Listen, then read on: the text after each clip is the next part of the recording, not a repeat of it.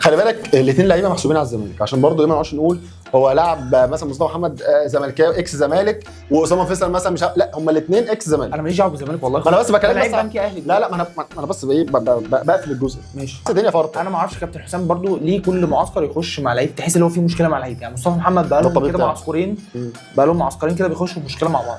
اكيد مصطفى متضايق ان انا اجي اقعد احتياطي. اكيد.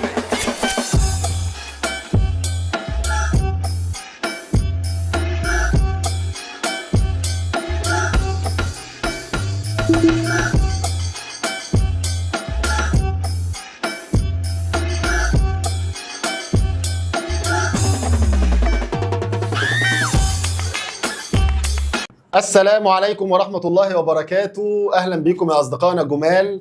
حلقة النهاردة بقى جديدة جدا، حلقة مميزة، المنتخب المصري. ازيك يا كابتن سحار؟ عامل ايه؟ ليك وحش والله. وانت والله بقالنا كتير ما طلعناش مع بعض. كله بخير الحمد لله. السيف واخدنا من بعض. الساحل بقى الدنيا مش الدرجة دي. يا جماعة ده أول حلقة نصورها خاصة بالمنتخب، عشان ده يمكن أول توقف دولي من ساعة ما نبدأ. طبعا كالعاده يعني في التوقف الدولي بالذات مع المنتخب مفيش اداء خالص، بس في بقى ايه شويه تحابيش وشويه حركات، سلطه كتير كفته قليل. بالظبط، دخان كتير كفته قليل. خلينا بس نتفق على حاجه قبل ما نتكلم. كل الدعم للمنتخب المصري. احنا كلنا عايزين المنتخب يبقى في احسن صوره، كلنا عايزين نكسب بطوله افريقيا، كلنا عايزين نروح كاس عالم ونعمل شغل عالي جدا. اعتقد كلنا بندعم المنتخب بشكل قوي. اي حد بيهرج بيضحك بيعمل مش عايز المنتخب يبقى كويس، ده الحاجه من اتنين، يا اما هو معرفش يعني هو عايز يهزر وكده، يا اما مشكله مش قادر نتكلم فيها عشان بص انت ما يتقطعش. انت بتتكلم صح، بس احنا على طول في مصر بنحب نصدر صوره ازاي تضحك علينا، نقول للناس ازاي تضحك علينا وتتفرج علينا. احنا بنعمل اخطاء كبيره قوي وبنعمل حاجات تخلي الناس تركز معانا وتضحك علينا. لو ابتدينا مثلا نخش في الموضوع على طول، نخش في الموضوع، بس مش معنى ان انا متضايق من مدير المنتخب او متضايق من اتحاد الكوره او متضايق من اعلامي بيطبل ولا مؤاخذه مش عارف ايه للمنتخب، او متضايق من الظروف اللي حوالين الفريق، ان انا ابقى فرحان ان احنا ما بنكسبش، او فرحان ان احنا بنلعب وحش. وفي ناس ما بتصدق ان احنا نخرج من البطوله عشان تبدا تطلع بقى ايه اللي جواها. طب بص انا برضو مش هروح لاشخاص، انا هروح لافعال احنا بنعملها بايدينا. يعني بمعنى دلوقتي احنا قلنا هنلعب في منتخبين هيتعملوا، منتخب الاول الطبيعي عادي ومنتخب تاني عشان البطوله العربيه. حلو، خلينا نبدا من النقطه دي الاول. ما دي اهم نقطه، دي اول نقطه اصلا. ففوجئنا قلنا خلاص المفروض احنا في بلد منظمه كوره، المفروض يعني احنا منظمين، يبقى في تنسيق بين المنتخب ده والمنتخب ده. ماشي، الاثنين هينسقوا مع بعض الاسماء وهيتفقوا مين هياخد ايه ومين هيعمل ايه بالظبط. المفروض لان ده لو انت بتتكلم في مكان عايز منظم، عاوز يخطط، عايز ينجح، عايز يستفيد ان احنا عندنا فرقتين موجودين. بالظبط. انا بعمل منتخب تاني عشان بطوله عربيه، يبقى ده ستاند باي معايا في حاله اي مشكله حصلت في اي لعيب في المنتخب الاول ده. أكيد. ده يبقى جاهز اللي هو يخش على طول. فوجئنا ان القائمتين نزلوا، القائمه فيها اسامي هنا موجوده في القائمه الثانيه. فوجئنا بكابتن حلمي طولان قال لك احنا مش منسقين مع بعض، احنا ما اتفقناش مع بعض، بس انا كنت واخد ميثاق شرف مع الباشمهندس هاني بريده. كلام عبثي أكيد. لا يعني ملوش اي، مش فاهم ايه اللي بيتقال، مش فاهم ايه اللي بيحصل. ده بينزل اسامي وده بينزل اسامي، ده حاطط اكرم توفيق هنا وده حاطط اكرم توفيق، وده يقول لك حاولت اكلم اكرم، احاول اكلم عبد الله السعيد ويحاول يكلم النني. هو احنا بنعمل ايه؟ احنا بنخطط لامتى؟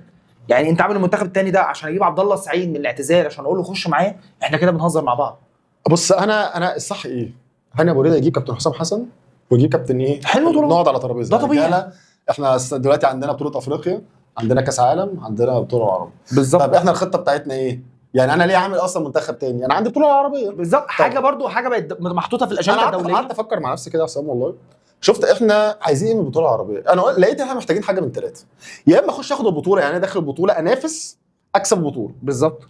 يا اما هخش البطوله دي عشان اجهز زي ما انت قلت من شويه، اجهز لعيبه، يبقى عندي لعيبه، اجهز فريق بحيث استخدمهم قدام. صح. الحل او الاوبشن الثالث اللي احنا عملناه ده اللي هو ما عملش اي حاجه، العبث، اللي هو العبث.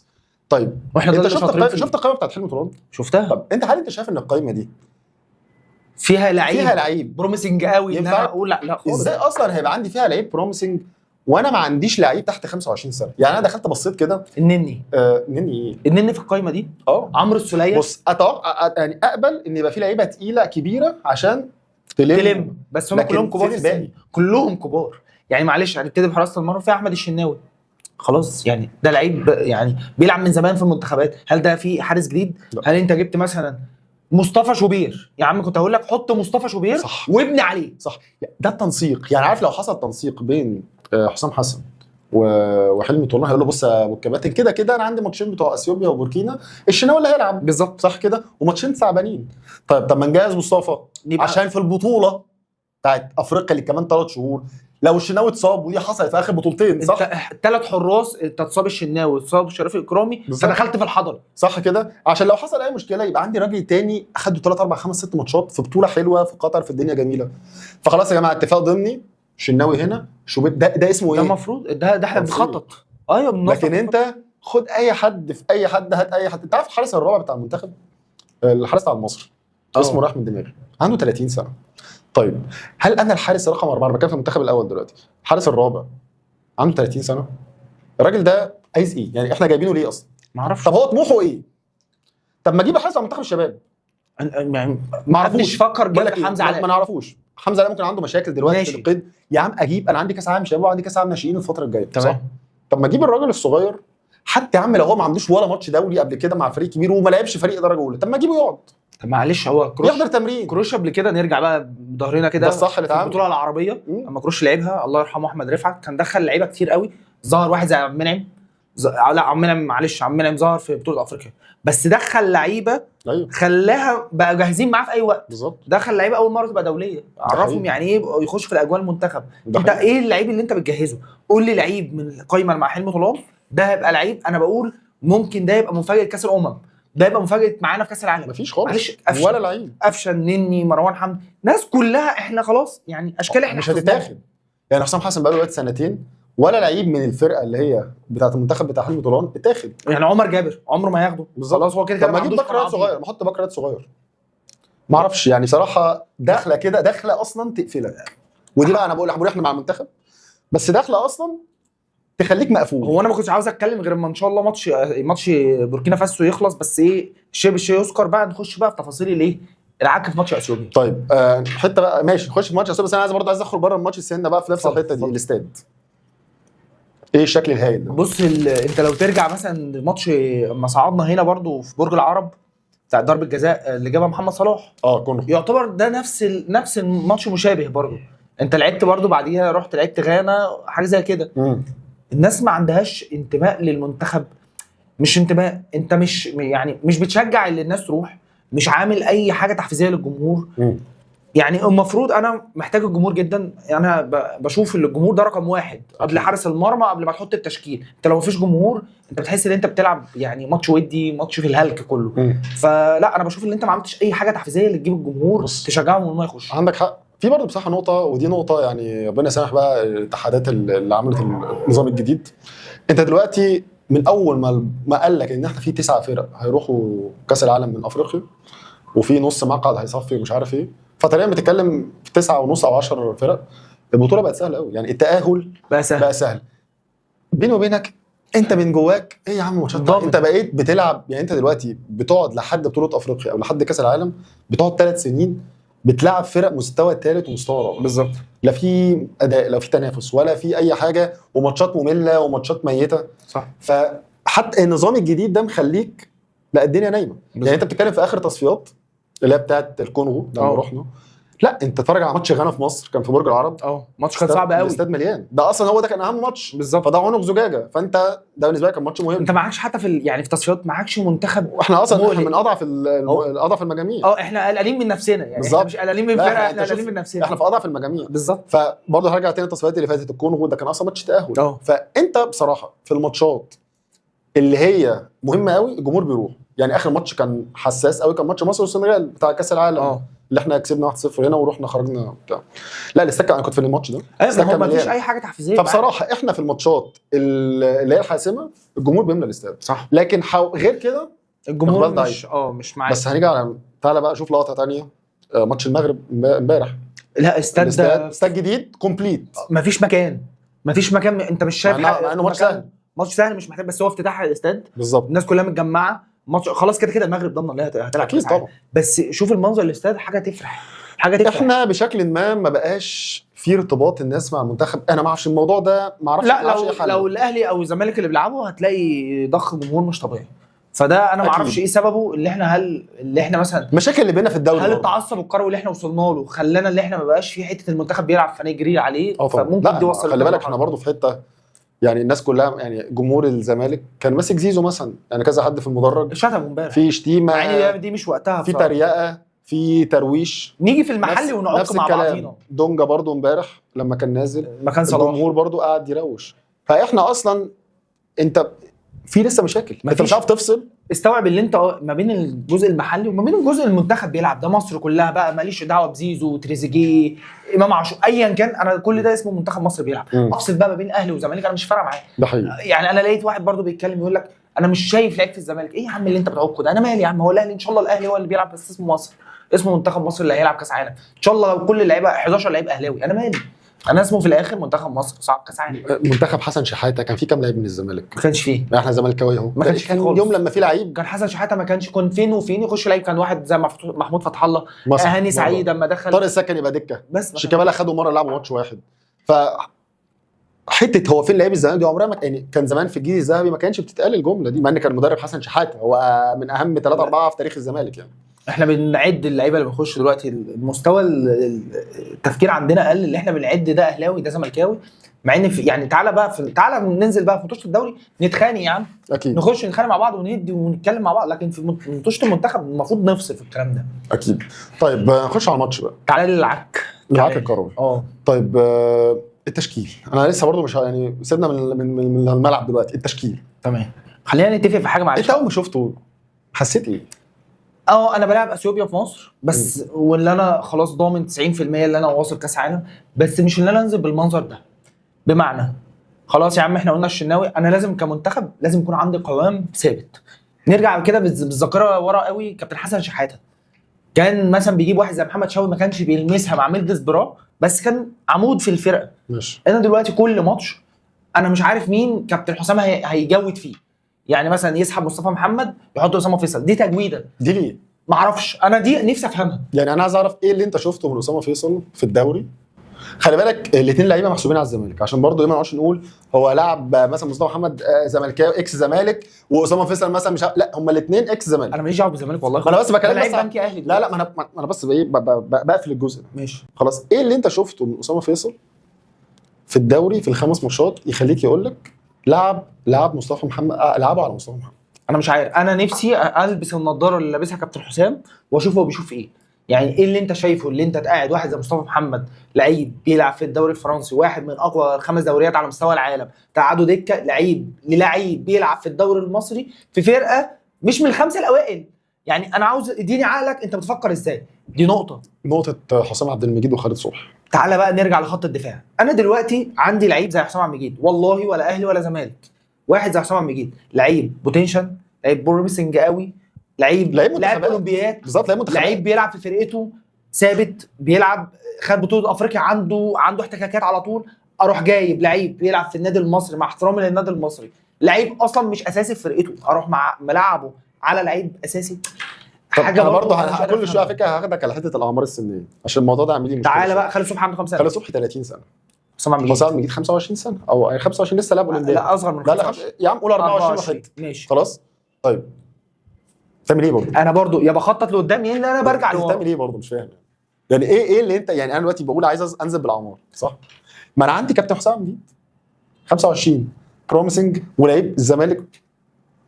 ليه؟ ايه اللي انت شفته حتى لو خالد صبحي؟ لو قلت لي مستوى ومش مستوى، برضو انا مش جايب اللعيب يعني ما جبتش لعيب مثلا، ما رحتش جبت احمد رمضان بيكهام مثلا اللي بيلعب في الاهلي ثابت مثلا ولعيبته هكون مقتنع بلعتها. لكن انت ما تجيبليش لعيب مش اساسي وبيلعب في النادي المصري مش اساسي ولعبه، لا مش حاجه مش مقنعه جدا طبعا. تعالى بقى انت لو كلمتني بنفس المنظور ده انا ممكن اقول لك الشناوي ما يلعبش. الشناوي ما لعبش الاربع ماتشات اللي لعبهم في الاهلي اللي لعبهم ما لعبش منهم غير ماتشين. لا بس خلينا نقول حاجه، انا لازم يكون عندي قوام ثابت ان الشناوي اساسي. انت خلاص انت عندك في جول كيبر اساسي للمنتخب كابتن محمد الشناوي صح. بالخبرات بالبطولات بكذا، بان هو الاساسي اصلا في الاهلي، بان الباقيين الله يعينهم اصلا يعني صح. يعني سواء طقم الزمالك او طقم بيراميدز او الطقم ده كله عايز يتحرق بجاز اصلا. بالظبط فخلاص انت دي متهيألي اعتقد يعني خلاص هو الاساس. بالظبط، متفق معاك. نص الملعب، انا اول مره في حياتي اشوف اتنين وينجات بيلعبوا في النادي بتاعهم وينجات يروحوا منتخب يلعبوا تمانيات. بالتالي دي جديده، بص يعني دي حاجه انا اول مره في حياتي اشوفها، ان انا اخد اتنين وينجات، كابتن تريزيجيه وكابتن احمد سيد زيزو. محمد كابتن احمد سيد مصطفى، الاثنين وينجات، اروح المنتخب العبهم تمانيات. ممكن اعرف انت هنا برضو عايز توصل ايه؟ ولا دي تسكيله بنسميها تشكيله السوشيال؟ والله انا تشكيله السوشيال. والله انا مش، ما انا بقول لك انا على الورق انا ضامن انا واصل كاس عالم، بس مش هلعب بالمنظر ده. العب برضو بلاعب حمدي فتحي وسطهم، ايه ده؟ يعني انت لو بتلعب منتخب قوي انت تتهان. ما هو عشان منتخب ضعيف هو لعب كده بالظبط. هل بقى منتخب ضعيف برافو عليك، هل انا بالمنظر ده عملت الاداء المثالي؟ لا طبعا. هل عملت اي حاجه في الملعب؟ انا ما شفتش اي حاجه تقول اللي انا بلاعب فرقه النجوم. انت عارف ان ايه اللي خليني اكمل الماتش؟ عشان بس اكون فكره عن الماتش فاجي اتكلم فيها النهارده. ماشي انا معاك، لكن بس لو انا في الظروف الطبيعيه حاجه كنت قفلت ممله، وعملت حاجه ثانيه. ماتش ممل، ما شفتش منه بصراحه يعني حاجات مبهره قوي كابتن يعني. عايزين نعدي على اللعيبه كده شويه. طب يعني ناخد خلينا نعدي لعيب على لعيب. طب ناخد من قدام. تمام. طيب قدام. هنقطع. طيب ماشي. يمكن بالعك الجميل اللي احنا شفناه ده، خلينا نتكلم كده عن اللعيبه واحد واحد كده ونشوف ايه يعني ايه الكويس اللي فيه ايه الوحش اللي فيه وندي حته تقييم ماشي، برضه خلاص، يعني في تمام. الموضوع. طيب هناخد من قدام. تمام. كابتن اسامه فيصل، صفر. انا ما شفتش اماره، ما شفتش منه اي حاجه. ما اعرفش يعني انا بحبه على فكره. انا مش هظلمه على برضه. فكره هو لعيب مجتهد جدا، بس انا ما شفتش اي حاجه في الماتش. ما انا بقول لك انا ماليش دعوه بتاريخه بعمله بمستواه في الدوري المصري. انا في الماتش اللي انا شفته امبارح صفر ما كانش كويس خالص بصراحه. لا ما عملش اي حاجه. طيب كابتن محمد صلاح، بص هو برضه ما مع كانش كويس. حبي واحترامي وتقديري صلاح كل اللي كان بيعمله ياخد الكرة يروح مقلبها الناحيه الثانيه. هو خسر كور كتير يعني، بس. في كذا كوره بيبصيها غلط. ما اعرفش انا عندي ما اعرفش انا حاسس عندي علامات استفهام اول ما صلاح بيلبس تيشيرت المنتخب. في حاله كده بتيجي. طبعا بص اللعبه في ليفربول والدنيا تانية مختلفه، ومعاك باك رايت مختلف، ومعاك مهاجم بيتحرك بشكل مختلف، ومعاك بلاي ميكرز مختلفين، فالدنيا اصلا دايره بشكل مختلف خالص. تمام.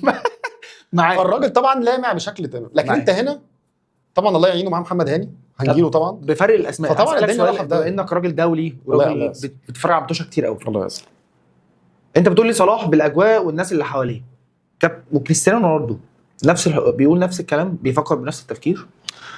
ميسي بيفكر نفس التفكير. رونالدو في فتره كان الفريق وحش، بس بصراحه هو كان جايب اخره في الملعب. في البرتغال كان في فتره المنتخب وحش جدا، في فتره بس هو كان النجم. كان في فتره وعلى فكره الفتره دي هو ما كانش حواليه ولا نجم. بس ماشي، كيس مختلف. رونالدو مع منتخب البرتغال لا عمل شغل عالي دلوقتي عمل شغل عالي ماشي، عمل مره شغل مراحل مختلفه. بص يعني هو ابتدى بجيل فيجو وفاينل اليونان بتاع القصه في الاول، ووصلوا سيمي فاينل كاس العالم 2006، وحصل فتره دروب شويه، بقاله مثلا 7-8 سنين مع فرقه تقيله بصراحه. تعالى دلوقتي هو تتفرج على منتخب البرتغال هم مخدمين عليه بالظبط. بس في فتره من الفترات كان البرتغال كان هو اللي زيرو شايل- كان نجوم، شايل كان هو اللي شايل. هو دي بصراحه مش موجوده. صلاح عنده مشكله أول ما بيلبس- الحاله في المنتخب اصلا مخليه توقع اي حد، فهو ما كانش كويس في الماتش. تمام. يعني حتى لو الفرقه مش كويسه انا محتاج اشوف منه حاجه مختلفه. حاجه على قدر اسمه بالظبط، يعني اديني حاجه حتى لو الدنيا بايظه، اديني حاجه مختلفه، لكن ده ما حصلش. طيب كابتن مرموش، سلام صلاح كام؟ 3 من 10 عشان حبيبي برضه. واحد عشان جاب جون. ماشي. طيب كابتن مرموش ما يختلفش كتير عن صلاح. واحد. ما شفتش برضه، يعني ممكن كان حركه زياده شويه، بس برضه لا برضه مش. مرموش كان يعني تحس ان هو مش عارف يتحرك بسبب وجود تريزيجيه جنبه مع محمد حمدي. هم الثلاثه مش عارفين يعملوا ايه بالكوره. ده يدي الكوره، ده يقف بالكوره، ده يباصي للكوره. انتوا بتعملوا ايه؟ انا مش عارف. خطه، هل الخطه دي مبنيه على حاجه معينه؟ اللي مثلا انا كجناح بقف بالكوره، الباك يطير انا بباصها. لا هم بيباصوا لبعض ويروحوا واقفين، الذهن بيقف ما بيعملوش اي حاجه بالكوره. فالخط ده كله اصلا كان متدمر. طيب مرموش نفس الكلام، نفس صلاح، مش هنختلف كتير. طيب. انا اديله واحد برضه عشان جاب جون. طيب حلو، يبقى كده 0 عند اسامه فيصل وواحدين. الله ينور عليك. صلاح ومرموش. تقييمات صعبه قوي. طيب كابتن تريزيجيه وكابتن زيزو، مع احترامي الكامل والله العظيم، هو انت كابتن حسام شفت منهم ايه في الدوري المصري يخليك تلعب بيهم اساسيين في منتخب مصر؟ ماليش علاقه انا خليني في بدايه الدوري. تريزيجيه الكريدت بتاعه كبير في المنتخب. كبير قوي كبير قوي، في متفق معاك والله. بس عمل ايه في الماتشات اللي لعبها مع الاهلي؟ هو مستوى واقع. العبه. طب بيني وبينك يا حسام هتلاعب مين برضه؟ العب مين؟ مع احترامي بقى، انت بتسالني انا سؤال. يعني انا برضه انا حطيت حمدي فتحي. امام مش موجود معاك امام، لا اما يرجع هيحجز مكانه كده كده. بس قصدي امام مش موجود، هتعمل ايه؟ طب انت بتاخد رايي دلوقتي. انا دلوقتي بقى هل الخطه دي انا مش قادر افهمها؟ فانا دلوقتي واحد زي حمدي فتحي حطيته في الحته دي، هو برضه ما بيلعبهاش، ما بيلعبش ارتكاز. ماشي انا هو بيلعب 8 اكتر. بيلعب 8 اكتر. واحد زي مهند لاشين كنت حطيته، اللي انا الماتش اللي جاي هكون محتاج واحد زي مهند لاشين اكيد. اللي انا برضو انا مش عارف هو ضامن واحد زي مروان عطيه وهو مصاب ليه. انت بتعمل بيه ايه؟ انت واخده تعمل بيه ايه؟ بتجهزه للاهلي ولا بتجهزه للمنتخب ولا من قله اللعيبه اللي ارتكاز في الدوري المصري؟ طيب. عندك مهند لاشين، عندك دونجا، ماليش دعوه بالمستويات. لا مش لدرجه دونجا لا، مش لدرجه ان انا اروح اجيب لعيب مصاب في فرقته ما لعبش من بقاله بتاع 3 4 شهور واجيبه اخده معايا. يا جدعان برضو يعني اقنعني باللي انت بتعمله. ما هو طب احمد نبيل كوكا موجود ليه؟ مش عارف. معلش، من امتى بناخد 2 حراس من نفس الفريق في المنتخب؟ كابتن مصطفى شوبير موجود برضه. ماشي، هنقول شوبير والشناوي ماشي برضه، دي كانت بتحصل فتره شوبير ما كانش بيلعب فيها خالص. هو انا مش قادر افهم. هو الدنيا معاه غريبه بصراحه، مش قادر افهم. هنرجع تاني كابتن تريزيجيه وزيزو. انا برضو نفس الاثنين تقييمهم بالنسبه لي ما بين 2 ل3. انت كريم قوي يعني برضه عشان ما نبقاش 0. حلو. حمدي فتحي فكره امتاني من احسن، يعني كان من احسن الاداءات في الماتش. ممكن كان هو اكتر واحد كان كويس، هو اللي كان قاطع رايح جاي. يعني بصراحه حمدي فتحي احسن اداء يعني من السته اللي قدام كلهم، من السته اللي انا متفق معاك جدا، لانه يعني برضو ما كانش بيجي علينا هجمات كتير. يعني هجمات كانت قليله قوي. مش قادر برضو اقول لك خط الدفاع عندنا كان ما عشان كده كنت لسه اقول لك السرد بقى كده انا مش قادر احكم، لان احنا بنلعب ماتش يعني اصلا وان سايد حظه اللي احنا ما كناش بنلعب في يعني ما فيش. لكن اقدر ادي تقييمات بقى لكابتن محمد حمدي وكابتن محمد هاني. تديهم ايه بقى؟ نفس الكلام برضه. انا اديهم مع كابتن حسام حسن، هديهم 2 و3. يعني تدي من 3 وتدي من 2. لا خليهم 2. وحشين قوي، وحشين جدا والله. تقييمك بقى لكابتن حسام حسن وشناوي طبعا ما فيش تقييم، ما جاش عليه حاجه. الشناوي ما جاش عليه. يمكن في كوره شالها حلوه بصراحه ودي كويسه قوي. حاجات برضو كانت حاجات سهله، مش ماشي. حاجات يعني صعبه قوي اللي هو تمام. حسام حسن هسالك بقى سؤال. التبديلات. طب تيجي حته تبديلات بس. ماشي اتفضل. هو نزل ابراهيم عادل، ماشي، ونزل مصطفى محمد، ماشي، ونزل دونج. منزل مصطفى محمد في اخر 10 ايام بيه، مش عارف. ومصطفى محمد نازل على فكره ما بيبصيش، يعني هو عايز يثبت نفسه. وابراهيم عادل نفس الكلام، كذا كوره كان ممكن يلعب. في كوره راح من الجنب مصطفى محمد كان فاتح، لو بصلها يجيب جول، حب هو يشوطها. انت منزل لعيبه متاخر شويه، اللعيبه متعطشه، كله عايز يثبت نفسه، هو حاسس الدنيا فرطه. انا ما اعرفش كابتن حسام برضو ليه كل معسكر يخش مع لعيب تحس ان هو في مشكله مع لعيب. يعني مصطفى محمد بقى لهم كده معسكرين، كده بيخشوا في مشكله مع بعض. اكيد مصطفى متضايق ان انا اجي اقعد احتياطي. اكيد. انت تقدر تعمل كده مع صلاح؟ لا طبعا. تقدر تعمل كده مع مرموش؟ لا طبعا. طب ما اعتبر مصطفى نفسك. انت دلوقتي لازم يكون عندك قوام ثابت، زي ما قلنا الشناوي ده من القوام الثابت. انت ال3 اللي قدام دول ثابتين، مصطفى وصلاح ومرموش. خلاص يعني هتجيب منين لعيب؟ انا كان ممكن يعمل ايه؟ لو كده كان ممكن يلعب مرموش هو مهاجم ويلعب تريزيجيه، او يلعب ابراهيم عادل، او يلعب تريزيجيه اللي مش في احسن مستوياته. يعني انت كان عندك كذا حاجه تعملها احسن من الموجود. تستفاد بلعيب تجهزه زي ابراهيم عادل، يبقى في رجله في الملعب معاك عشان انت داخل على بطوله افريقيا ان شاء الله قربت. لازم ابراهيم عادل ده يخش في اجواء المنتخب معاك على طول عشان تحتاجه. لكن انت مجنبه قوي. هو مخليه دكه صرف، يعني انت مخليه دكه مش مقتنع بيه في المنتخب الاول. حاسس ان هو كابتن حسام حسن مش مقتنع. المفروض ده البروميسنج بتاعك برضه. انت كل لعيبه بروميسنج ما شاء الله، يا اما ما بتلعبوش يا اما مقعده ما اعرفش. يعني المفروض جيل المنتخب الاولمبي ده المفروض ده يعني ده يبقى الدكه، وفي ناس تبقى دخلت معاهم في القوام الاساسي. طب اقول لك على حاجه، انت جايب احمد نبيل كوكا بيلعب 6 صح؟ بيلعب 6 8 يعني بيلعب 8 ماشي. بيلعب 6 8 مش 8 ماشي. هو بيلعب في الاهلي 8، يا اما بيصدموه ساعات في الاهلي برضه ويلعبوه باك شمال. ما هو دي ما تنفعش. طيب بص انا يعني هقول لك على حاجه عشان ممكن نختم الحته دي. انا منتخب، انا شايف ان احنا بنعمل نفس السيناريو السنين السابقه، بتقعد 2 3 بتلعب ماتشات سهله باداء وحش تتفاجئ والدنيا ماشيه. قاعدين بنلعب بنلعب اثيوبيا وجيبوتي وقبل كده جزر القمر، ولا الماتش اللي جاي في وجدوجو بوركينا فاسو. فبتلعب ماتشات سهله والدنيا جميله. وجدوجو عاصمه من نيجيريا وجدوجو. ما هي فين فنفس السيناريو، ماتشات سهله الدنيا جميله، تيجي في البطوله بتروح بطوله افريقيا زي البطوله اللي فاتت تصدم. 3 تعادلات في البطوله، بتروح هتلعب الكونغو في دور ال 16 بتخرج. انا حاسس ان احنا في نفس الاتجاه. ايوه هتروح تصطدم من المستويات اللي هتلاعبها. بل بالعكس انا شايف ان حتى اللعيبه اللي كانت عامله فرق، يعني زيزو البطوله اللي فاتت على فكره كان اداؤه احسن من زيزو دلوقتي خلاص. تريزيجيه من 3 سنين اداؤه احسن من دلوقتي. فانا حتى حاسس ان اللعيبه اصلا اللي هي كانت عامله عندنا فرق هي اصلا ابتدت في دروب في المستوى اساسا. بص انا لو رحت فأنا مش مطمن زيزو وتريزيجيه انا حاسس ان هما الاثنين مضغوطين جدا زياده عن اللزوم. واحد زي يعني خلينا بس اتكلم معاك فير ولا اهلي ولا زمالك والكلام ده. واحد زي زيزو حاسس ان هو مضغوط قوي، حط على نفسه اللي هو انا لازم اعمل كل حاجه في الكوره عشان اثبت ان انا كويس قوي ولعيب جامد قوي.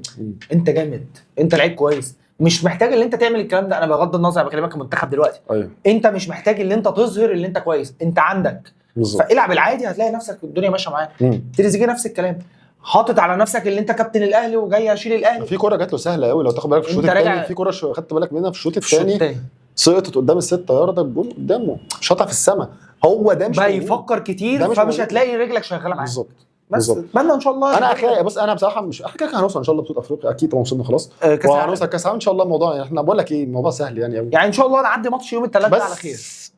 ما اعرفش انا مش مطمن على فكره. انا بتضايق جدا لما المنتخب بيحصل فيه دروب بس انا حاسس ان احنا ما عملناش اي فرق بصراحه. بص هقول لك على حاجه، يعني زمان كان نفس الحوار ده كنا بنتفائل قبل البطوله لما بنروح وحشين يعني بالظبط بتفائل. يمكن برضه البطوله في المغرب فيعني يبقى في جمهور متشابهه جمهور برضه هيبقى هناك فدي اعتقد تبقى نقطه لكن غير كده ربنا يستر. ان شاء الله نحتفل يوم الثلاث في العاصمه بوركينا وجدوجو. انت بتحب وجدوجو؟ بحب وجدوجو وجدوجو